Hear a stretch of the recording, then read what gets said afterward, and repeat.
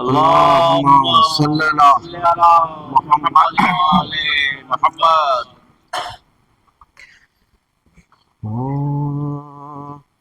جب فاطمہ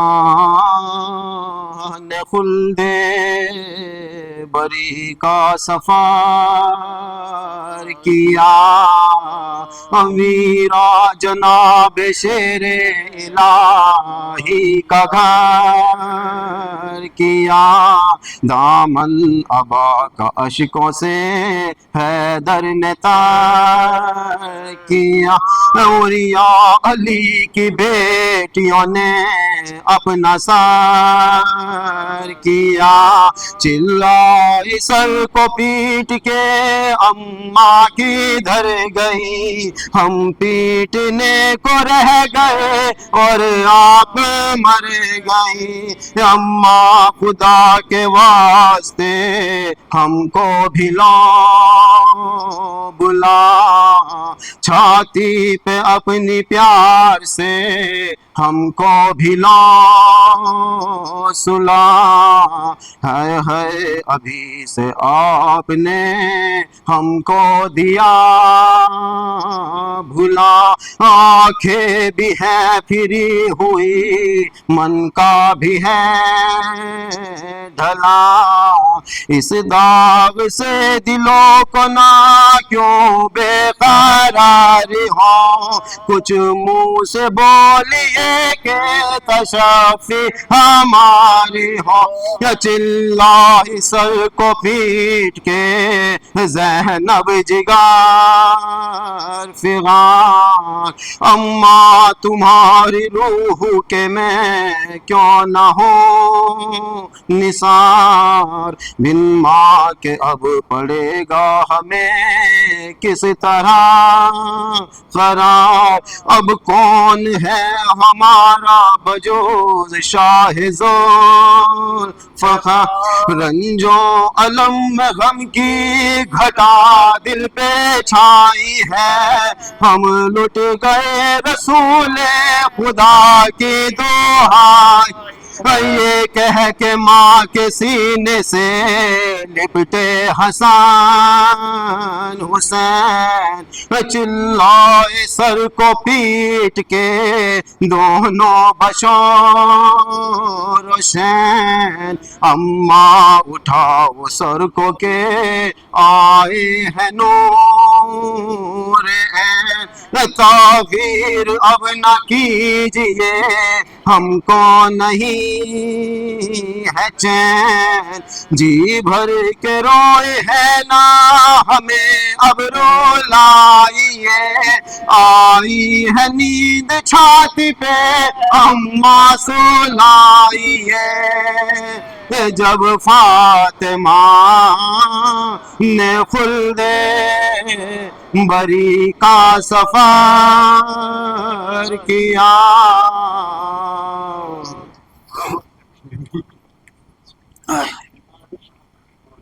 اللہ العلی العظیم، اعوذ باللہ من الشیطان الرجیم، بسم اللہ الرحمن الرحیم، الحمد للہ رب العالمین، والصلاة والسلام والتحیۃ والاکرام علی اشرف الانبیاء والمرسلین، خاتم النبیین، شفیع المذنبین، مولانا بالقاسم محمد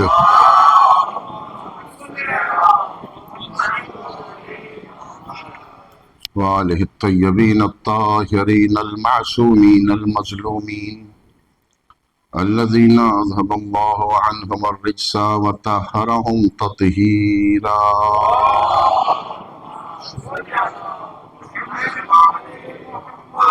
لا سیما علی بقیۃ اللہ المنتظر، عجل اللہ تعالی لہ الفرج، واللعنۃ الدائمۃ الباقیۃ علی اعدائہم اجمعین، اما بعد فقد قال اللہ الحکیم فی کتابہ الکریم، بسم اللہ الرحمن الرحیم، ومن آیاتہ ان خلق لکم من انفسکم ازواجا لتسکنوا الیہا وجعل بینکم مودۃ ورحمہ. صلوات محمد وعلی.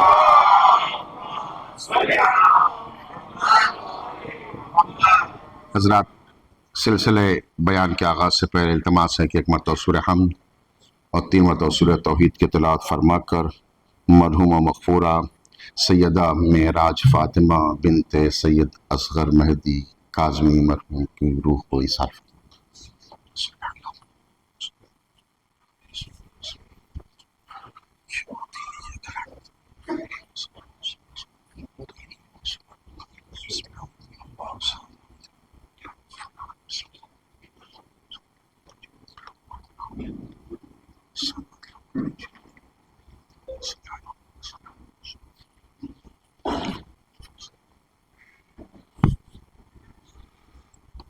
اللهم صل على محمد وآل محمد.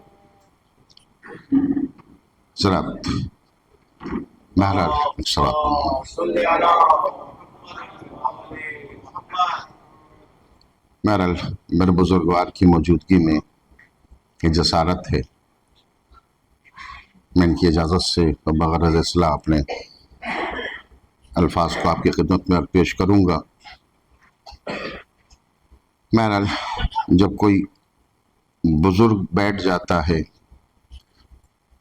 تو ایک طرف خوف ہوتا ہے، ایک طرف حوصلہ بھی بڑھتا ہے. بہرحال یہ ہمارے مولانا زیر عباس قبلہ صاحب قبلہ کی یہ بزرگواری ہے کہ میں نے دست بستہ التماس کیا کہ اس مجلس سے خطاب کر دے، میں مستفید ہو جاؤں، لیکن آقا نے مجھے یہ موقع نہیں دیا، بلکہ میں حاضر ہوں آپ کی خدمت میں چند اپنے معروضات کے ساتھ. مناسبتیں ہیں چونکہ مجلس کی مناسبت کو مد نظر رکھتے ہوئے دو ایک باتیں. آپ نے سارے انتخاب کیا بالکل اس مسجد. شکریہ، جزاک اللہ. ایک صلوات پڑھ دیں حضرات.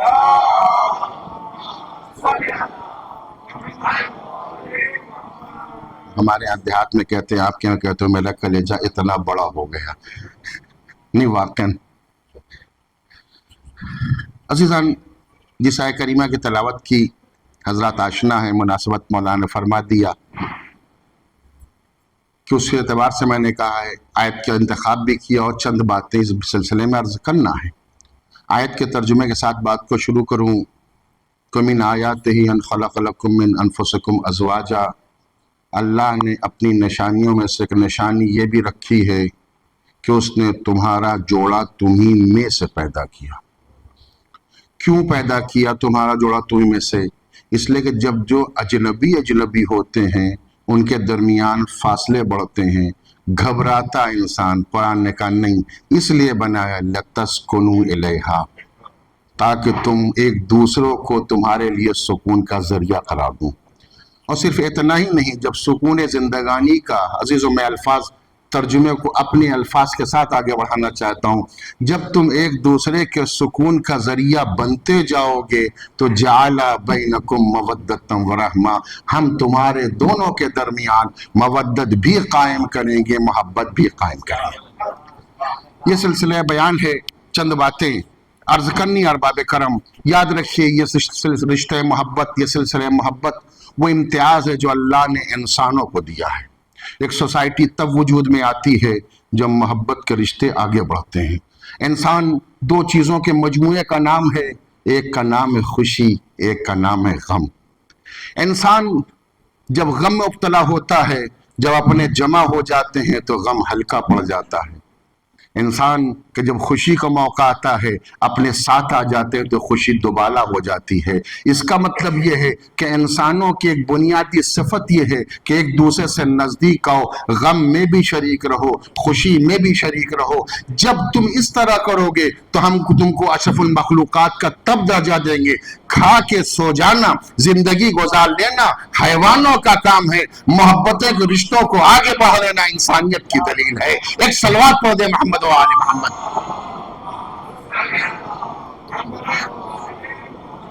ارباب کرم، یہ محبت ہے کا جو جملے میں اپنے بچوں کے لیے بزرگان سے واقعی معذرت صاحب کہنا چاہتا ہوں، عزیز و جڑو سماج سے، محبتوں کے رشتوں کو آگے بڑھاؤ. اسی سے سماج آگے بڑھتا ہے۔ بہت اچھی سے ایک مثال مجھے یاد آ گئی بچوں والی، میں سنانا چاہتا ہوں۔ ہم سوچتے ہیں الگ ہیں تو اب اکیلے ہیں، کوئی مسئلہ نہیں عزیزان، اکیلے رہ کے زندہ نہیں رہ سکتے۔ ایک انسان تھا سماج سے دور ہو گیا کسی مسئلے کی بنیاد پر، تنہائی میں رہنے لگا، گھر سے دور ہو گیا، سماج سے کٹ گیا، نہ نکلتا تھا، نہ آتا تھا، نہ جاتا تھا۔ ایک پرانا ملنے والا ایک دن اسی ٹھنڈک کے زمانے میں اس کے گھر پہنچا تو وہ بیٹھا ہوا آگ جلا کر کے، توجہ عزیزان محترم، سماج اور معاشرہ کس طرح جوڑتا ہے، اس کے کیا فوائد ہوتے ہیں، میرے بچوں کو اور کر لینا۔ وہ آگ تاپ رہا تھا، کوئلے جل رہے تھے، دوست ملنے کے پہنچا، کہا میاں تم تو غائب ہو، دکھائی نہیں دیتے، کہاں غائب رہ گئے ہو؟ کہا نہیں کیا بتایا جائے، حالات ایسے ہیں، میرا دل نہیں چاہتا کسی سے ملنے کے لیے۔ خاموش ہو گیا وہ انسان، دوست بیٹھا رہا، اس نے ایک انگارہ اس جگہ سے نکالا، کنارے رکھ دیا، تھوڑی دیر بعد وہ انگارہ بجھ گیا، دوسرا نکالا پھر بجھ گیا، تیسرا نکالا الگ رکھ دیا، چند انگاروں کے ٹکڑے نکالتا رہا، وہ جیسے ایسے الگ کر کے رکھتا رہا، بجھتا چلا گیا۔ تھوڑی دیر بعد وہ انسان دیکھ رہا تھا کہ یہ کرنا کیا چاہتا ہے، تھوڑی دیر بعد وہ بجھے ہوئے انگاروں کو پھر اٹھایا، پھر اس نے آگ میں رکھ دیا، وہ پھر شعلہ ور ہو گیا، دوسرے کو رکھا شعلہ ور ہو گیا، تیسرے کو رکھا پھر اس میں آگ لگ گئی، وہ شعلہ دینے لگ گیا۔ اس نے کہا میں سمجھ گیا تم کیا سمجھانے آئے ہو، اس معاشرے اور سماج سے کٹ جاؤ گے تو انگاروں کی طرح بجھ جاؤ گے، جتنا جڑتے جاؤ گے زندگی ملتی چلی جائے گی۔ ایک صلوات پڑھ دے محمد و آل محمد۔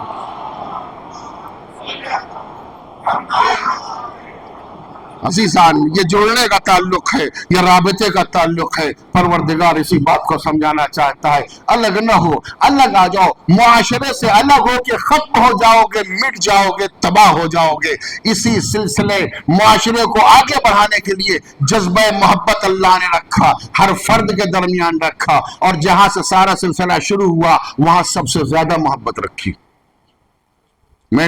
میری یادداشت میں نہیں ہے، اگر مل صاحب میری رہنمائی فرما تو اچھی بات ہے کہ اللہ نے کبھی یہ کہا ہو کہ میں نے ماں اور بیٹے کا رشتہ اس لیے بنایا تاکہ محبت پیدا ہو جائے، مگر ہم نے دیکھا کہ اللہ نے کہا ہم نے زوجین کا رشتہ بنایا ہے تاکہ محبت پیدا ہو جائے۔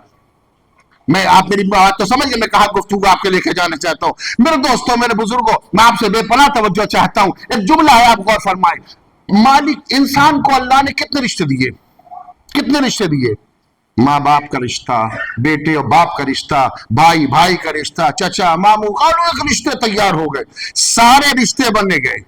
دنیا کا سب سے معتبر ترین اہم ترین رشتہ ماں اور اولاد کا رشتہ، باپ اور بیٹے کا رشتہ، مگر اللہ نے جب اپنی نشانی قرار دی تو نہ باپ کے رشتے کو نشانی بنایا، نہ ماں کے رشتے کو بنایا، نہ بھائی کے رشتے کو بنایا، نہ بہن کے رشتے کو بنایا۔ اگر کسی کی نگاہ میں ہو تو میری رہنمائی فرماتے، میں سننے کے لیے تیار ہوں، میرے علم میں اضافہ ہو جائے گا، لیکن کہیں پر اللہ نے کسی کو اپنی نشانیوں میں نہیں بتایا یہ میری نشانی ہے۔ سورج میری نشانی، چاند میری نشانی، ساری چیزوں کی نشانی کرتے کرتے اللہ نے کہا ہم نے میری نشانیوں میں سے ایک نشانی یہ ہے کہ تمہارا جوڑا تمہیں میں سے بنایا۔ یہ رشتہ زوجیت کو اپنی نشانی کیوں بنایا؟ میرے بچوں ذرا غور کر لو، شاید میں چاہتا ہوں کسی خاص نقطے پر آپ کے ذہنوں کو متوجہ کر سکوں۔ یہ نشانی بنایا کیوں؟ آئیے سلسلے کو شروع کرتے ہیں، دیکھیں اللہ نے اسے نشانی بنایا کیوں، یہ کیوں نشانی بنا؟ ماں باپ کا رشتہ کیوں نشانی نہ بنا؟ اولاد کا رشتہ کیوں نہ نشانی بنا؟ بھائی بہن کا رشتہ نشانی کیوں نہ بنا؟ اس لیے کہ ہمیں یہ دیکھنا پڑے گا اس روئے زمین پر سارے رشتوں میں سب سے پہلا رشتہ کون بنا۔ کاش میری بات پہنچ جائے عزیزان محترم، میں نے بہت آہستہ سے گفتگو کی ہے۔ سب سے پہلا رشتہ کون بنا؟ جناب آدم آ گئے، ماں اور باپ اور بیٹے کا رشتہ نہ بنا، بھائی بھائی کا رشتہ نہ بنا، بھائی بہن کا رشتہ نہ بنا۔ متوجہ بات کرم، جناب آدم اکیلے تھے، تنہا تھے، گھبرا رہے تھے، پریشان حال تھے، جنت میں اتارا تھا، وہ الگ بات ہے، وہ جنت نہیں جو بعد میں ملے گی، مگر جنت جنت ہوتی ہے، جنت بہرحال جنت ہوتی ہے۔ جناب آدم آ گئے، جنت میں رہ رہے ہیں، دنیا کی ساری ضرورت کی ساری نعمتیں موجود ہیں، سارے آرام و آسائش ہیں، مگر گھبرا رہے ہیں۔ کیوں گھبرا رہے ہیں؟ اکیلے ہیں، تنہائی ہے، گھبراہٹ ہو رہی ہے، الجھنیں ہو رہی۔ مالک یہ جنت مزہ نہیں دے رہی، الفاظ میرے یاد رکھیے گا، میں جناب آدم کے الفاظ نہیں بیان کر رہا ہوں، لیکن الفاظ میرے ہیں۔ مالک یہ جنت میں لطف نہیں ہے، کہا کیوں نہیں ہے؟ کہا تنہائی ہے، اس لیے کہ تنہائی، میری بات جہاں میں نے شروع کی تھی اس کو جوڑ لو عزیزو، تنہائی خود مصیبت کا نام ہے۔ تنہائی مصیبت کا نام نہیں ہے، تنہائی سزا کا نام ہے۔ آج دنیا میں جتنا جرم بڑھتا جاتا ہے، جتنا بڑا مجرم ہوتا جاتا ہے، اس سے اس کی تنہائی کو، اس کی اجتماعی زندگی کو کھینچ کر کے اتنا تنہائی میں رکھا جاتا ہے۔ اس کا مطلب تنہائی پریشانی ہوتی ہے، الجھن ہوتی ہے۔ جناب عالم کی تنہائی کو دور کرنے کے لیے، الجھن کو دور کرنے کے لیے، سکون قلب کے لیے اللہ نے حوا کو اتار دیا۔ حوا آ گئی، جناب آدم کو سکون مل گیا۔ میں ایک لفظ آپ سے کہنا چاہتا ہوں، پردے کے پیچھے بیٹھی میری بچیاں، میری ماں و بہنوں، میں ان سے بھی کہنا چاہتا ہوں، دنیا میں پہلی عورت بنی کیوں؟ حوا کا وجود کس لیے تھا؟ تاکہ آدم کی الجھنوں کو دور کرے، آدم کی تنہائی کا سرسریہ بن جائے، ان کی منس و ہمدم بن جائے۔ اس کا مطلب کیا ہوا کہ پہلی عورت وہ بنی جو شوہر کی تنہائی کا اثر ختم کر کے اس کو انسان بنا سکے، اس کی مشکلات کو مرتفع کر دے۔ اب اگر کوئی اولاد آدم میں حوا کی اولاد کہنے والی کوئی خاتون ہے، وہ خاتون فرزند بنت حوا تبھی بن سکتی ہے جب شوہر الجھنوں سے واپس آئے تو سکون دے، پریشانیوں سے گھر بارا کے گھر میں آئے تو سکون دے۔ جب تک یہ سلسلہ چلتا رہے گا بنت حوا کہیں جاتی رہے گی۔ ایک صلوات پڑھتے محمد و آل محمد پہ۔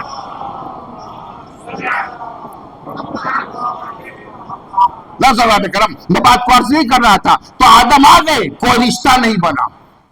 حوا آ گئی، نہ ماں بیٹے کا رشتہ بنا، نہ بھائی بھائی کا رشتہ بنا، کوئی رشتہ نہیں بنا۔ ہم نے جب دیکھا تو اللہ نے پہلا رشتہ جو اس روئے زمین پر قائم کیا وہ رشتہ زوجیت۔ پہنچی میری بات یہی پر رجحان پر، رشتہ زوجیت تھا جو سارے رشتوں کی بنیاد بنا۔ نہیں لفظ بدل دوں، یعنی جب کوئی رشتہ نہیں تھا تب یہ رشتہ تھا۔ میری بات پہنچی نہیں پہنچی؟ نہیں، ابھی بات مکمل نہیں ہوئی، سلسلے کو آگے بڑھائیے۔ سلسلہ آگے بڑھا، نسل آدمیت آگے بڑھتی چلی گئی، انسان بڑھتے چلے گئے، یہاں تک ایک وقت بھی آیا کہ مار لپیٹا گیا، دنیا سمیٹ دی گئی، سورج و چاند کی قندیلیں ختم ہو گئی۔ اس کے بعد محشر آیا، حساب و کتاب ہوا۔ حساب و کتاب کے بعد روایات ہمیں یہی تو کہتی ہیں کہ انسان جنت میں جائے گا۔ جب جنت میں جائے گا، میں تمام اپنے محترم مجمع سے ہاتھ جوڑ کے کہنا چاہتا ہوں، مجھے اپنے مطالعے کی بنیاد پر بتائیے وہ کون سا رشتہ ہے جو جنت میں بھی ملے گا؟ نہیں، میں نے آپ سے بہت دور کی گفتگو کی ہے، میری گفتگو یاد رکھیے گا۔ وہ کون سا رشتہ ہے کہ جو سارے رشتوں کے بعد، نہیں عزیزان محترم، روایت یہی کہتی ہے، قرآن اسی بات کو کہہ رہا ہے، ایک وقت وہ آئے گا، بھائی بھائی سے بھاگے گا، باپ بیٹے سے بھاگے گا، ماں اولاد سے بھاگے گی، آقا غلام سے بھاگے گا، سب الگ ہو جائیں گے، کوئی رشتہ کام نہ آئے گا۔ لیکن جب انسان حساب و کتاب کے بعد جنت میں جائے گا تو اللہ نے کہا یاد رکھو یہ رشتہ زوجیت وہ ہے جو تمہیں وہاں بھی ہم بتائیں گے، وہاں بھی کام۔ اب سمجھے کیوں نشانی بنایا؟ سب سے پہلے جو رشتے کو لایا، سب سے آخر تک جو باقی رہ گیا اسی رشتوں کو اپنی نشانی میں قرار دے دیا۔ ایک صلوات پڑھ دے محمد و آل محمد پہ۔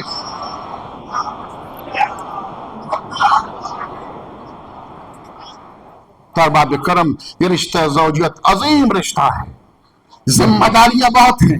میں دو چار باتیں آج آپ کی خدمت میں عرض کرنا چاہتا ہوں اور چاہوں گا کہ دو ایک چھوٹے واقعات کے ذریعے سے اس مسئلے کو واضح اور روشن بھی کرتا چلوں۔ میں مسلسل اس موضوع پر بولنے کا عادی ہوں اور بولتا رہتا ہوں، یاد دہانی کراتا رہتا ہوں، یاد کراتا رہتا ہوں۔ اس رشتے کی اہمیت کو پہچانو، اس کی قدر کو پہچانو، اس لیے کہ رشتہ وہ رشتہ ہے کہ جو اللہ کی نشانیوں میں شمار ہوتا ہے۔ اللہ نے اسے اپنی نشانی بنایا ہے اور یہ ایسا رشتہ ہے۔ عزیزان محترم، پھر آؤ میں اس رشتے کی عظمت کے اوپر کہنا چاہتا ہوں کہ ایک حدیث شریف ہے، آپ نے بھی سنا ہوگا، پڑھتے رہتے ہیں، من تزوج فقط احرزا نصف دینے، جس نے شادی کر لی اس نے اپنا آدھا دین سیو کر لیا۔ فَلْيَتَّقِ اللَّهَ نِصْفَ الْآخَرِ، اب تمہاری ذمہ داری آدھا اور بچا لو۔ یعنی شادی اور رشتہ ازدواج کیا ہے؟ جو انسان کے آدھے دین کی ضمانت بن رہا ہے۔ جب شادی کر لی تو پھر کب کیا ہو گیا کام کہ آدھا دین تو محفوظ ہو گیا۔ اب اس کے بعد کیا بچا؟ دوسرا حصہ، وہ بچانے ذمہ داری تمہارے سر ہے۔ اب تم اپنی محنت تو گدو کے ذریعے سے اپنا دوسرا حصہ بچا لو۔ اگر یہاں تک میرے ساتھ آئے ہیں، جمع دوستانیہ گزر گیا ہے، مگر جملہ کہنا چاہتا ہوں، عزیزان محترم، جب ہم اور آپ شادی کرتے ہیں تو روایت کہتی کیا کہتی ہے، جب شادی کر لی تو ہم نے اپنا آدھا دین تو بچا لیا. ہمارا دین کی کیا حیثیت ہے، ہمارے عقیدے کی کیا حیثیت ہے، ہمارے اعمال کی کیا حیثیت ہے، ہمارے دین کا کون وقار ہے، نہ کوئی حصہ ہے نہ کوئی درجہ ہے. یعنی اس کا مطلب کیا ہوا، جہاں رشتہ ازدواج جڑ گیا وہاں آدھے دین کی ضمانت بن گئی. ارے جب گناہگار رشتہ کرتا ہے تو اس کے گناہ اس کے ایمان کا، ہلکے ایمان کی ضمانت زوجہ بن کر کے اس کے آدھے دین کو بچاتی ہے. تو سوچو جب شہزادی علی کی خدمت میں آئی تھی تو بتاؤ شہزادی کی عظمت کیا ہے. اگر آدھا دین بچایا تو ادھر ادھر کا نہیں، جو کل ایمان کا آدھا دین بچا لے جائے اسے فاطمہ زہرا کہا گیا. ایک صلوات پڑھ دے محمد و آل محمد پہ.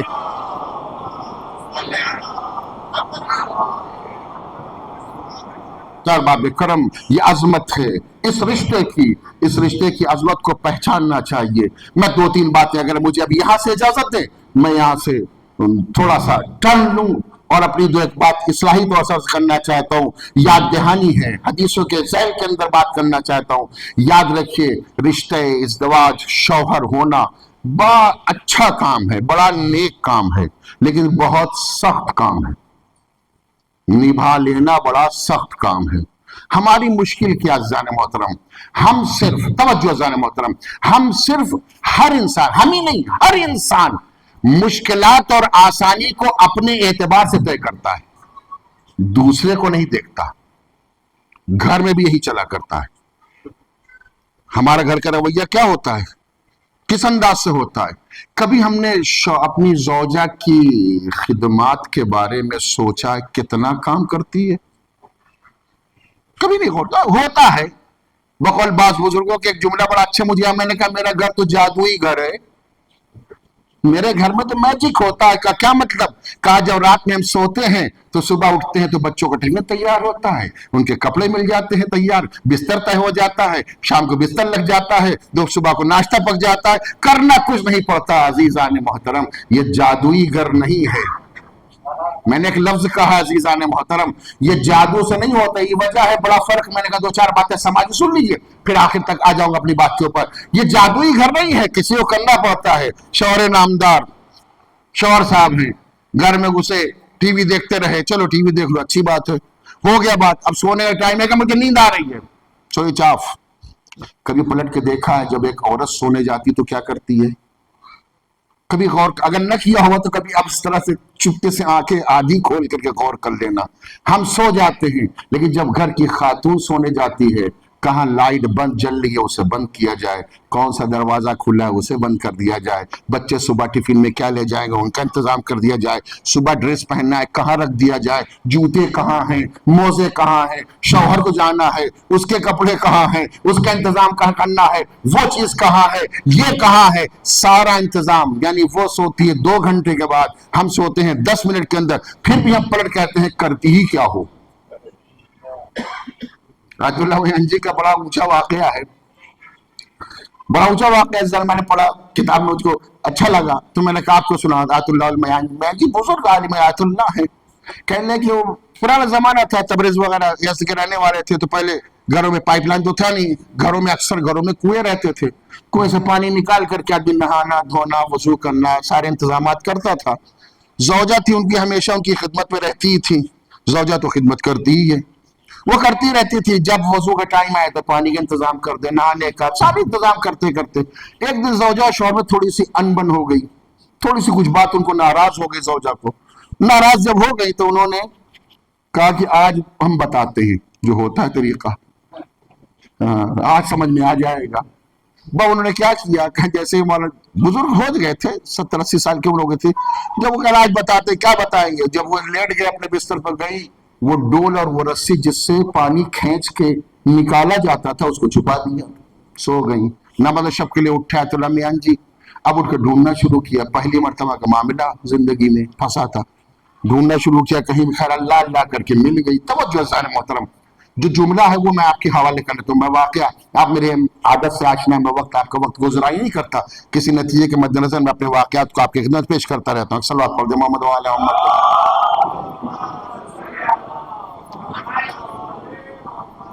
تو کسی طرح ڈھونڈ کر کے وہ مل گئی ان کو. اب بڑھاپا پہلی مرتبہ, اب انہوں نے ڈول ڈالی کنویں کے اندر, ڈول بھر گئی. اب جو کھینچنا شروع کیا ضعیف ہی تھی, جواب دے گئی, تھوڑی دور تک کھینچا پھر پھک سے چلی گئی. پھر 3-4 مرتبہ جب کھینچا, کسی مرتبہ ڈول اوپر پانی نہیں آ سکا تو بیٹھ کے زور زور سے رونے لگ گئے. خیر زوجہ تھی, زوجہ ہے, ایسا ناراض ہو. آواز یہ سنی شوہر کی, گریے کی آواز, دوڑ کر کے باہر ہے, کیا ہوا, خیریت تو ہے, کیوں رو رہے ہیں؟ کہا میں پانی نکال رہا تھا اس واسطے. کہا نہیں میں پانی کے لیے نہیں رو رہا ہوں. کہا کیا مطلب ہے؟ کہا 40 سال تک تم نے پانی کھینچ کے مجھے دیا, مجھے اس کی قدر نہ ہوئی, اس ناقدری پر گریہ کر رہا ہوں. عزیز صلوات پڑھ دیں آپ.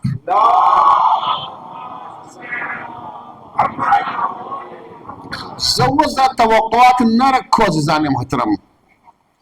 ابوالکلام آزاد کا ایک واقعہ, میں نے کہا چونکہ مربوط 2-4 باتیں واقعات کے ذیل میں آپ تک پہنچانا چاہتا ہوں عزیزان محترم.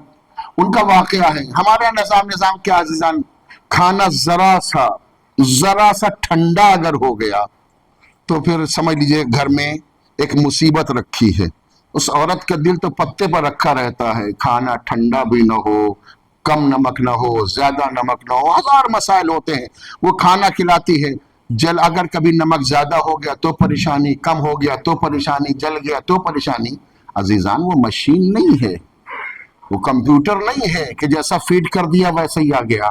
نہیں, انسان ہے, کم و زیادتی ہوا کرتی ہے. لیٹ گو, نظر انداز کرنے کا مزاج بناؤ, تب جا کے گھر میں بہترین ماحول بنتا ہے.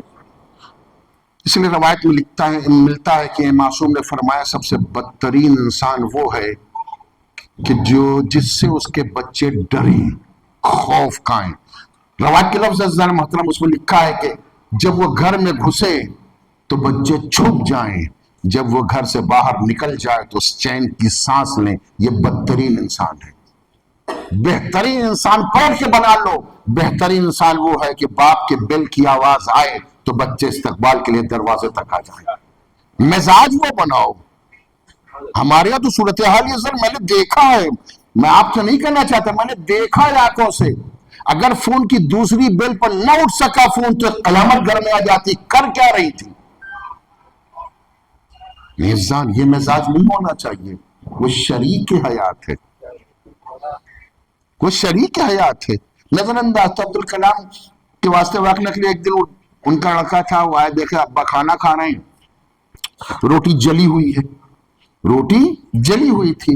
ان کے باپ نے چپکے سے کھا لیا کھانا, کچھ نہیں بولے. تھوڑی دیر بعد جب سب معاملہ طے ہو گیا اور باپ سونے لگا تو بیٹا کہتا ہے میں دوبارہ ابا کے پاس گیا اور میں نے پوچھا ابا کیا روٹی جلی نہیں تھی, آپ کو بری نہیں لگی؟ کہے ہاں بیٹا میں نے بھی دیکھا تھا, روٹی جلی ہوئی تھی, لیکن کسی بھی انسان کی چھوٹی سی غلطی کو نظر انداز کر دینا, بدزبانی نہ کرنا, یہ زیادہ مناسب ہے. اس لیے کہ نظر انداز کر دو گے تو محبتیں بڑھ جائیں گی, بدزبانی کر دو گے تو زخم زبان ہمیشہ باقی رہ جائے گا. میں کہا کرتا ہوں عزیزان محترم, آپ چاہے تجربہ کر کے دیکھ لیجئے, کبھی گھر میں کھانا خراب ہو شکایت نہ کرو, بگڑو نہیں, غصہ نہ ہو, کم نمک ہے کھا لو, بدمزہ ہے کھا لو, خراب ہے کھا لو. کھانے کے بعد جب شکر ادا کر لو گے, جب وہی کھانا زوجہ کھائے گی اور وہ دیکھے گی ارے اتنا بدمزہ کھانا اور میرے شوہر نے کھا لیا خوشی سے, آپ اس کے دل میں آپ کی 1000 گنا محبت بڑھ جائے گی. یہ سب طریقے عزیزان محترم. ہم یہ سوچتے ہیں کہ بالکل آسان, ہر چیز ایسی نہیں ہے. ضرورت اس بات کی ہے کہ ہم محسوس کریں کہ انسان جو ہمارے ساتھ رہ رہا ہے وہ ہمارا شریک حیات ہے. توقعات بے جان نہیں ہونی چاہیے, انسان کو حد سے زیادہ نہیں ہونا چاہیے. تم اتنا نہیں کر سکتے جتنا اکیلے وہ کرتی ہے. ارے 5-7 آدمی کام تو اکیلے کرتی ہے, ایک فوج کا کام کرتی ہے. ارے آپ کو کھانا چاہیے, ایک کوک چاہیے, آپ کو گھر کا صفائی کرنے کے لیے ایک جھاڑو دینے برتن پوچھا کرنے والی چاہیے, آپ کے بچوں کو پالنے کے لیے ایک آیا چاہیے, کپڑا دھلنے کے لیے ایک دھوبی چاہیے, گھر کی حفاظت کے لیے ایک نوکر چاہیے. عزیزو 7-8 آدمی کی فوج جو مل کر کے کرتی ہے وہ اکیلی زوجہ کرتی ہے, اور یہ 7-8 مل کے ویسا نہیں کر سکتے جتنا ایک زوجہ کر دیا کرتی ہے. ایک صلوات پڑھ دے محمد و آل محمد. بات نہیں ارباب کرم، یہ ضرورت اس بات کی ہے کہ ہم محسوس کریں کہ ہم کس مقام پر ہیں، ہم کہاں جا رہے ہیں۔ یہ پورا ایک سلسلہ ہے، ایک رشتہ ہے کہ جہاں پر آ کر کے انسان جتنا زیادہ غور کرتا جائے گا، جتنا جھک کر کے آتا جائے گا، اتنا ہی انسان اس مقام تک پہنچتا جائے گا جہاں اللہ مودت اور محبت کے ذریعے پہنچانا چاہتا ہے۔ ایک اور صلوات پڑھ دے محمد وعلیہ۔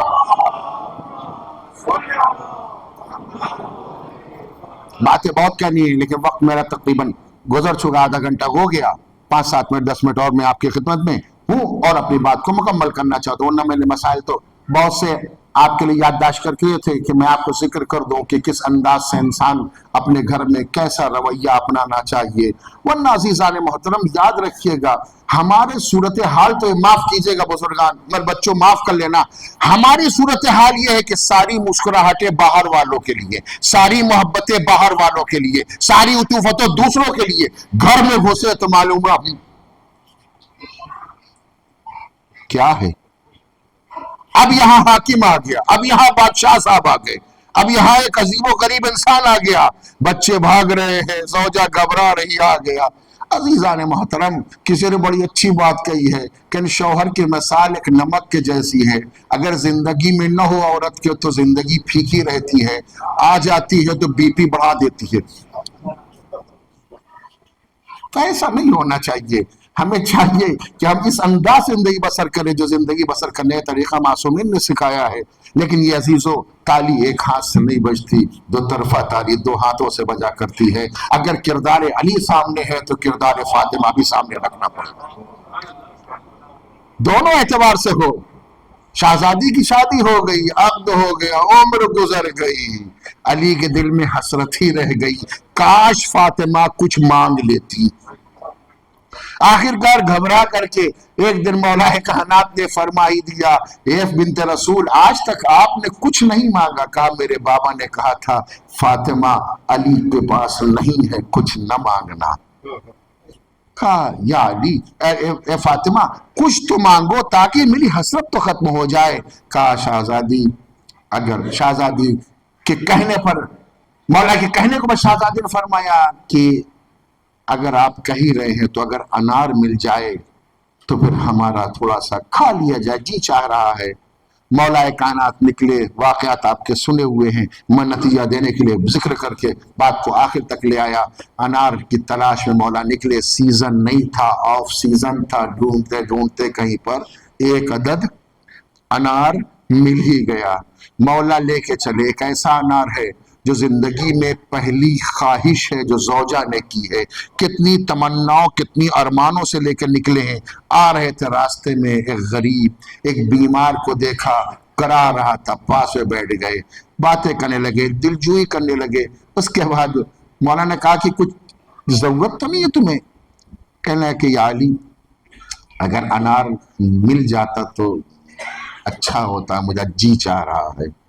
اب عزیزان محترم ہم ہوتے اور آپ ہوتے تو کیا سوچتے؟ آپ کو نہیں کہہ سکتا، میں اپنے کو کہہ سکتا ہوں، میں ہوتا اور یہ مسئلہ ہوتا تو ایک مرتبہ ہم وہاں سے چپکے سے اٹھ کے فرار کر جاتے۔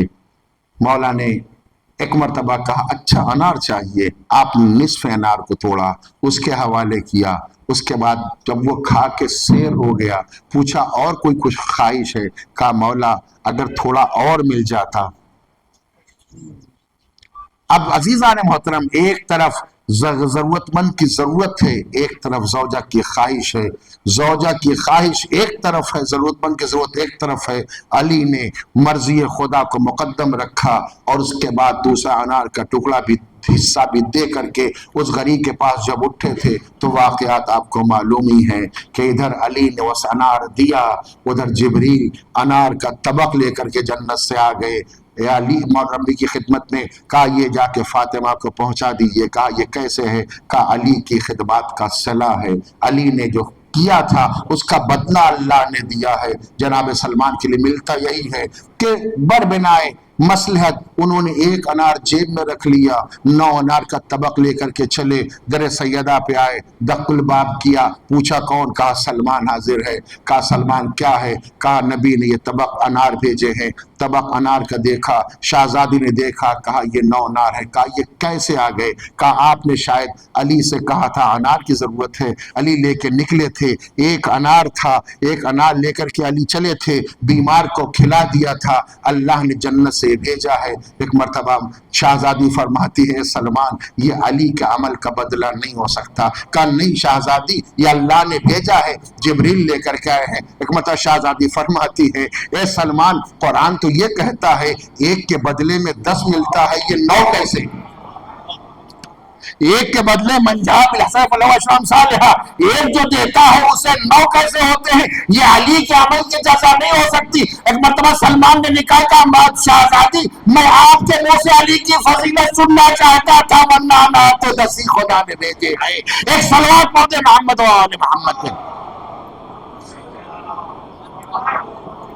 नहीं अजीजों मैं ये कहना चाहता हूं अगर अपनी ख्वाहिशात को दबा करके अल्लाह की मर्जी के मुताबिक काम कर लो तो जो अनार एक चला था वो 10 की शक्ल में मिल जाएगा। दुनिया की जिंदगी इसी अंदाज से बसर करो, अपने से नीचों का ख्याल करो ताकि अल्लाह तुम्हारी बरकतों तुम्हारे अंदर बरकतों का इजाफा फरमाए, मुश्किलात को बरतरफ कर दे। एक और सलवात पढ़ दो मोहम्मद व आले मोहम्मद। बस जाने मोहतरम वक्त मेरा हो गया, मैं अपनी बहस को रोक रहा हूं, लेकिन ये क्या अपनी आदत के मुताबिक चंद जुमले मुनासिबत से भी। और उसका जो दूसरी मुनासिबत है जो शहादत है इमाम दोहों की, आपका नाम नामी अली है, अली इब्ने मोहम्मद, आपका लक़ब नक़ी। एक सलवात पढ़ लें।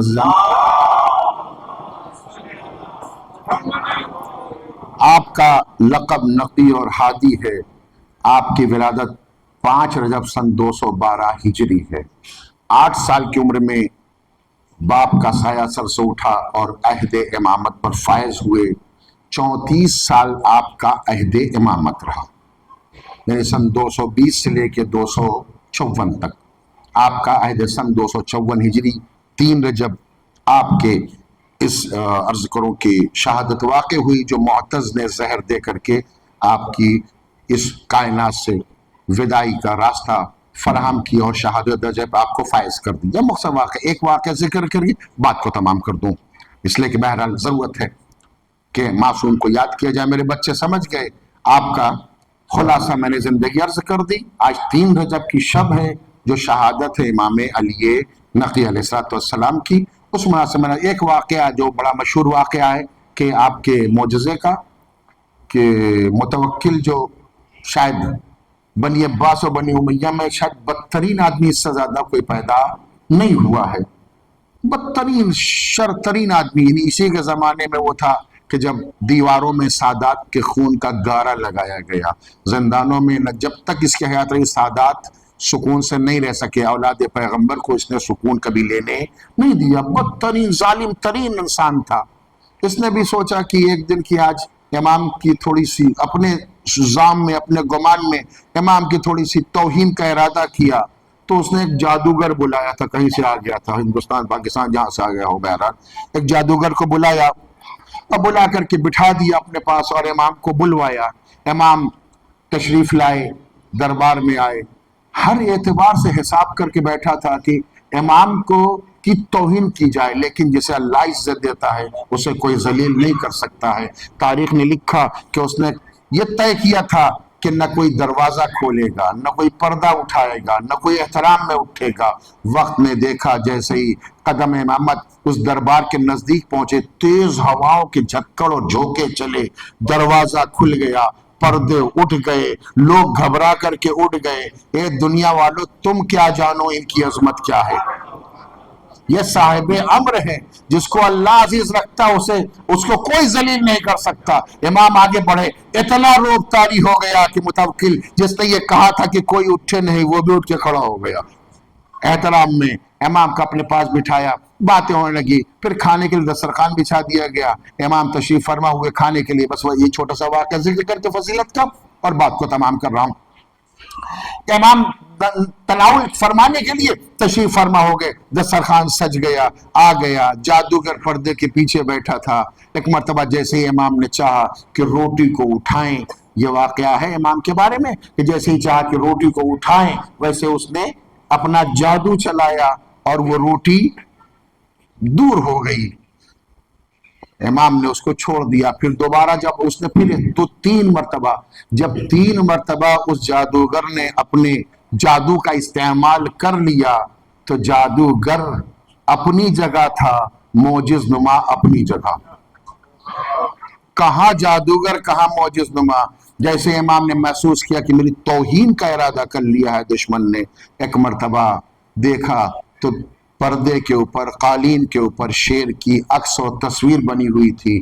اول الامر نے، صاحب امر نے، صاحب اعجاز نے ایک مرتبہ اشارہ کیا، تو دیکھ رہا ہے امامت کی توہین کا ارادہ کیا جا رہا ہے۔ تاریخ نے لکھا ہے وہ شیر جو تصویر تھا مجسم بن گیا، جیسے ہی مجسم بنا خدمت میں آیا، آقا حکم فرمائیے۔ آپ نے حکم کیا دیا؟ وہ تو جان ہی رہا تھا امام نے کیوں بلایا ہے۔ اس نے جادوگر کو کھا لیا، ختم ہو گیا۔ اس کے بعد واقعہ تمام ہو رہا ہے۔ جیسے ہی یہ بات ختم ہوئی ایک مرتبہ متوکل پریشان ہو گیا، مولا کے قدموں گر گیا، مولا مجھے معاف کر دیجئے، مجھ سے غلطی ہو گئی، اس شیر سے کہیے یہ جادوگر کو جو اس نے نگل لیا ہے اس کو واپس کر دے۔ ایک مرتبہ امام نے اپنے رشتے کو بیان کیا، کہا یاد رکھو اگر موسیٰ کے عصا نے، کیا کہہ رہا ہوں عزیزان، اگر موسیٰ کے عصا نے جادوگروں کو واپس کر دیا ہوتا تو میں بھی ان سے حکم دیتا واپس کر دیتا، نہ اس نے واپس کیا نہ اس نے واپس کیا۔ اب سمجھے نہیں سمجھے، نبی نے فرمایا تھا اے علی تمہاری مثال وہی ہے جو موسیٰ کو ہارون سے نسبت پائی جاتی ہے، یہ ہمارا سلسلہ موسیٰ سے مل رہا ہے، کل وہاں بھی یہی ہوا تھا، آج امامت یہی یہاں دکھا رہی ہے۔ ایک صلوات پڑھ دے محمد و آل محمد۔ بس ارباب کرم بیان میں نے روکا، یقینی طور سے جو میں نے سلسلہ بیان کا آغاز کیا تھا، یقیناً یہ سلسلہ جو ازدواج اور زوجیت کا ہے بڑا پیہم اور بڑا عجیب ہے، اتنا سخت ہے، اتنا سخت ہے کہ روایات نے لکھا ہے کہ جس دن شاہزادی نے اس دنیا کو چھوڑا حسنین گھر میں آئے، اسما نے کہا بچوں تمہاری ماں دنیا سے گزر گئی ہے۔ روایت کے الفاظ میں عرض کرنا چاہتا ہوں، اے عزادارو میں بیان کرنا چاہتا ہوں، حسنین روتے ہوئے مسجد پیغمبر میں آئے، بابا اماں نے دنیا سے رخصت ہو، اماں رخصت ہو گئی، اماں نے دنیا چھوڑ دی، یہ سننا تھا۔ علی اٹھے چل نہ سکے، مکبن علی وجہ، اتنا صدمہ ہوا کہ علی جیسا بہادر انسان منہ کے بل زمین پر آ گیا۔ کتنا بڑا سہارا تھی فاطمہ کہ علی اپنے کو سنبھال نہ سکے۔ یہی تو وجہ ہے عزیزو کہ جب رات ہوتی تھی تو علی قبر زہرا پہ آتے تھے، اے فاطمہ میں کس سے بات کروں؟ یہی وجہ ہے کہ مرثیہ پڑھیے نہج البلاغہ میں لکھا ہے کہ آپ نے ارشاد فرما دیا کہ وَاسْتُرْجِعَتِ الْوَدِيَّةُ، فاطمہ کے جانے کے بعد علی کا مرثیہ یہی تو تھا کہ وَاسْتُرْجِعَتِ الْوَدِيَّةُ۔ آغا وحید خراسانی فرماتے ہیں اس کے معنی آپ سمجھے یا نہیں سمجھی؟ ایک امانت تھی تو امانت کے 2 راستے ہوتے ہیں، ایک امانت امانت دار واپس کر دیتا ہے، ایک امانت سے زبردستی امانت چھین لی جاتی ہے۔ آغا وحید خراسانی فرماتے ہیں مولا نے یہ نہیں کہا کہ میں نے امانت واپس کر دی، نہیں مجھ سے امانت چھین لی گئی ہے۔ اے فاطمہ تمہارے بعد علی کا یہ عالم ہے کہ اب علی راتوں کو سوئے گا نہیں۔ اے علی بیان کرنا چاہتے ہیں اے فاطمہ الوحزنی سرمدہ، اب یہ غم ایسا ہے جب تک علی زندہ رہے گا اس غم کو اٹھاتا رہے گا، علی فاطمہ کا غم مناتے رہیں گے۔ یہی تو وجہ ہے جو میں نے عرض کر دیا کہ جب رات ہوتی تھی تو علی قبر زہرا پر آتے تھے، آ کر قرآن پڑھتے تھے، باتیں کرتے تھے، اس کی باتیں کرتے تھے، اپنے دل کو سکون دیتے تھے۔ مگر روایت میں ایک جملہ ملتا ہے کہ علی ایک دن قرآن پڑھ رہے تھے، پڑھتے پڑھتے ایک مرتبہ قبر زہرا کو حرکت ہو گئی، قبر زہرا ہلی، آواز آئی اے علی اب قبر سے اٹھو گھر جاؤ۔ کہا فاطمہ خیر تو ہے؟ کہا میرا حسین جاگ گیا ہے، وہ پیسا ہے۔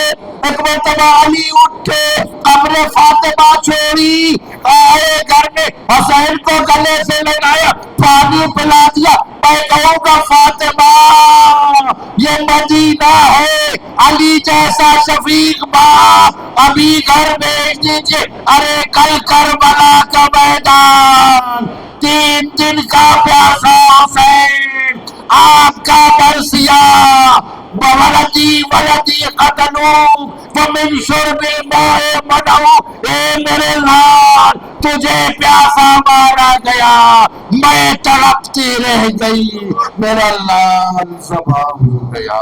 وَسَيَعْلَمُ الَّذِينَ ظَلَمُوا أَيَّ مُنقَلَبٍ يَنقَلِبُونَ إِنَّا لِلَّهِ وَإِنَّا إِلَيْهِ رَاجِعُونَ رضا بقضائه وتسلیما لامره۔ پروردگار تجھے واسطہ محمد و آل ہمارے اس عمل کو قبول فرما، جو مقروض مبارک سے سبکدوش فرما، جو پریشان حالوں کی پریشانیوں کو دور فرما، جو بے روزگار ہے برسر روزگار لگا دے، جو برسر روزگار رزق میں برکت عنایت فرما۔ پروردگار تجھے واسطہ محمد و آل جن مرحومہ کے یہ سال ثواب کی مجلس منعقد ہوئی، پروردگار ان کے گناہوں کی مغفرت فرما، ان کے اعمال کو قبول فرما، جوار سید عالمیان میں جگہ عنایت فرما۔ پروردگار اپنی آخری حجت کے ظہور میں تعجیل فرما، ہمیں ان کے آوان و انصار میں شمار فرما۔